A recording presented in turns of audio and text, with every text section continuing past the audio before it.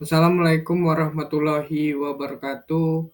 Perkenalkan nama saya Renaldi Agustian Hamzah dari SI5L NIM 1914-170. Di sini saya akan membuat tugas yang berjudul merancang dan membangun website sebagai tugas UAS. Yang pertama yaitu ada apa yang dimaksud dengan website. Pengertian website. Website adalah suatu dokumen berupa kumpulan halaman web saling terhubung dan isinya terdiri dari berbagai informasi berbentuk teks, suara, gambar, video, dan lainnya, di mana semua data tersebut disimpan pada server hosting. Pengertian website menurut para ahli.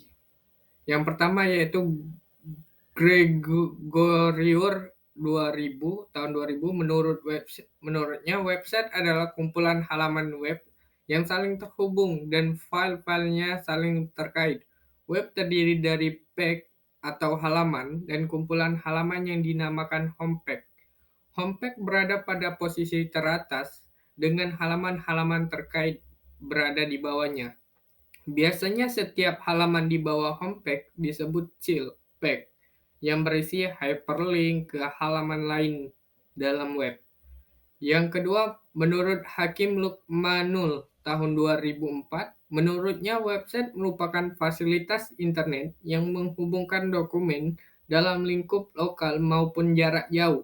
Dokumen pada website disebut dengan web page dan link dalam website memungkinkan pengguna bisa berpindah dari satu page ke page lain atau hypertext, baik di antara page yang disimpan dalam satu server yang sama maupun server di seluruh dunia. Page diakses dan dibaca melalui browser seperti Netscape, Navigator, Internet Explorer, Mozilla Firefox, Google Chrome, dan aplikasi browser lainnya.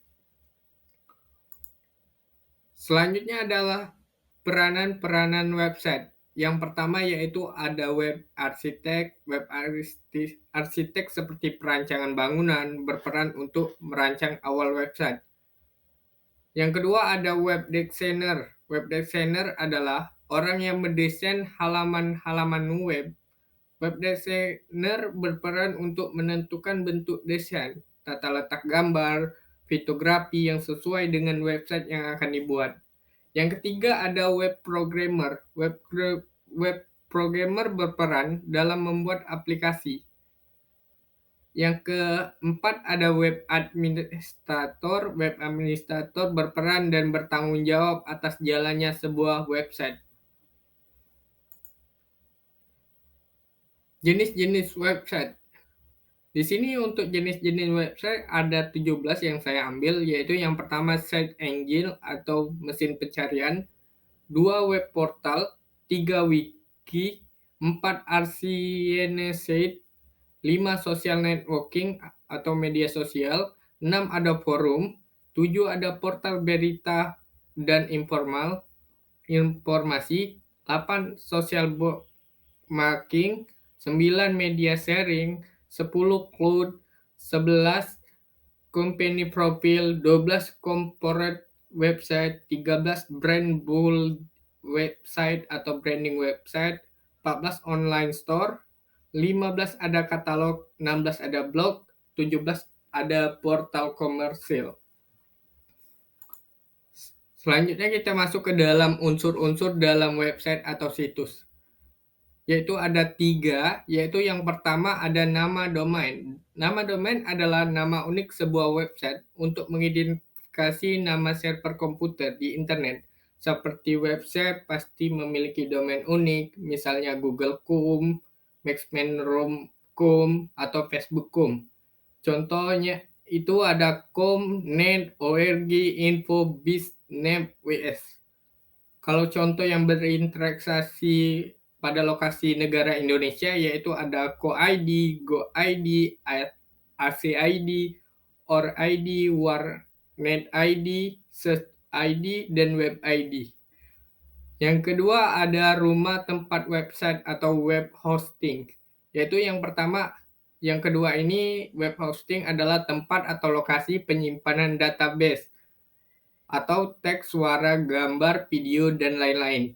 Dari sebuah website, umumnya pemilik website menyewa jasa layanan internet yang menyediakan sumber daya server-server untuk menempatkan informasi di internet berupa HTTP, email, dan DNS. Yang ketiga yaitu ada konten website. Konten website merupakan komponen-komponen yang sangat penting dalam keberadaan website di internet. Tanpa adanya konten website tentunya tidak ada yang ditawarkan kepada pengunjung. Selanjutnya ada membedakan website statik dan website dynamic. Dari perbedaan dua tersebut yang saya ringkas yaitu static website adalah informasi yang disimpan dalam server dengan format tertentu yang nantinya akan tampil secara identik untuk semua user. Kedua, atau yang ke B yaitu ada dynamic website, mempunyai kemampuan untuk menyesuaikan diri sesuai dengan keadaan saat user mengakses website tersebut dengan memanfaatkan database. Di sini kita masuk dalam hal-hal yang harus diperhatikan dalam pembuatan website, yaitu yang pertama harus menguasai salah satu aplikasi database, misalnya MySQL Front, SQLU, SLQ Server, MS Access, dan lain sebagainya.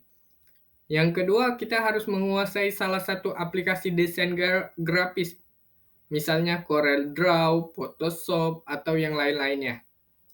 Yang ketiga, kita harus software untuk desain web. Program ini biasa digunakan oleh web designer. Program tersebut diantaranya Adobe Photoshop, CorelDRAW, atau Maxi, Ari, merancang dan membuat website 14, Firefox, dan lain-lain. Pada pembuatan website, Helm SNI Online akan digunakan desain web menggunakan Adobe Photoshop versi 7.0. Yang keempat yaitu ada editor web. Software ini digunakan untuk membantu dalam menuliskan kode-kode program web. Selanjutnya kita masuk ke dalam apa yang dimaksud manajemen web. Pengertian web manajemen. Web manajemen adalah sebuah usaha pemeliharaan terhadap website agar website terhindar dari risiko-risiko kerusakan yang mungkin saja dapat terjadi. Web manajemen memiliki beberapa tahapan seperti misalnya perencanaan, pengorganisasian, serta pengendalian. Promosi website terbagi menjadi dua, yaitu satu promosi online, offline, dan dua promosi online. Satu, promosi offline melalui media konvensional seperti media cetak promosi ke majalah, koran, tabloid, atau media cetak lain. Selanjutnya media elektronik promosi melalui televisi atau radio. Ada juga media lainnya seperti kartu nama, pamflet, leaflet atau brosur, kop surat, billboard, spanduk, umbul-umbul. Yang kedua yaitu ada promosi online, yaitu ada newsletter, affiliate marketing, search engine marketing, content creator marketing, domain management, dan mails. Pemeliharaan web. Yang pertama itu harus upload situs web, harus memindahkan atau memasang dari server lokal ke server hosting disebut proses upload. Hal yang harus diperhatikan ada dua, yaitu web hosting, teknik, dan tool untuk upload situs web. Selanjutnya monitoring dan mengevaluasi situs web. Lalu lintas aliran data, website tracking. Untuk melihat aliran data dapat melihat statik situs web. Di sini dapat diketahui banyaknya pengunjung, siapa yang mengunjungi, seberapa suka pengunjung pada website, dan juga halaman mana yang sering dikunjungi.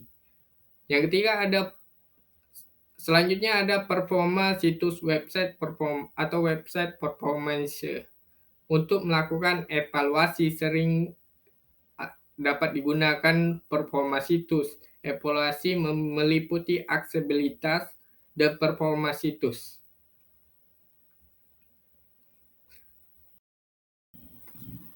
Sekian dari saya. Apabila ada kata-kata yang salah, saya mohon maaf.